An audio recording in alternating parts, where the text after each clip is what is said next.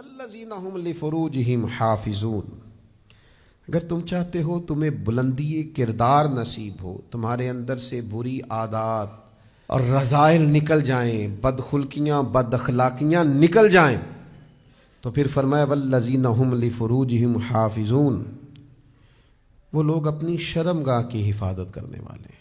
الا علی ازواجہم او ما ملکت ایمانہم فانہم غیر ملومین، فرمایا اگر سوائے اس کے کہ تم اپنی بیویوں کے پاس جاؤ یا باندیوں کے پاس جاؤ، فانہم غیر ملومین، تو اس پر تمہیں ملامت نہیں، بلکہ حضور نے فرمایا بیوی کے پاس جانے سے تو اللہ صدقے کا ثواب عطا کرتا ہے، یہ تو نیکی ہے، یہ تو خیر کا کام ہے، تمہیں کوئی ملامت۔ لیکن فمن ابتغى وراء ذلك، اگر تم اس کے علاوہ رستہ تلاش کرو، کوئی غلط راہ اختیار کرو، اپنی جائز خواہش پوری کرنے کے لیے کوئی گندا رستہ اختیار کرو، تو فاولئک هم العادون،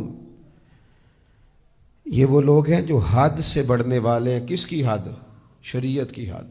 کس کی قائم کردہ حد؟ اللہ کی قائم کردہ حد۔ جو اس کے علاوہ رستہ اختیار کرے گا وہ اللہ کی حدود سے تجاوز کرے گا، اور جو رب کی حدود سے تجاوز کرے گا پھر اللہ تعالیٰ اس سے پوچھ لے گا، پھر اس کا حساب ہوگا، پھر اس شخص کے اندر بہت ساری چیزیں ایسی ہیں جو اس کے لیے تکلیف کا باعث ہوں گی۔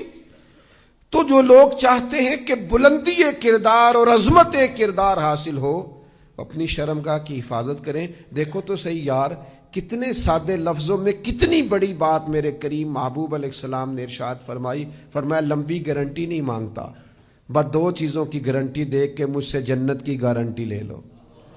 ایک دو جبڑوں کے درمیان زبان کی گارنٹی دے دو، ایک دو ٹانگوں کے درمیان شرمگاہ کی گارنٹی، یہ دو گارنٹیاں تم مجھے دے دو، رسول رحمت فرماتے ہیں میں تمہیں جنت کی گارنٹی دے دیتا ہوں۔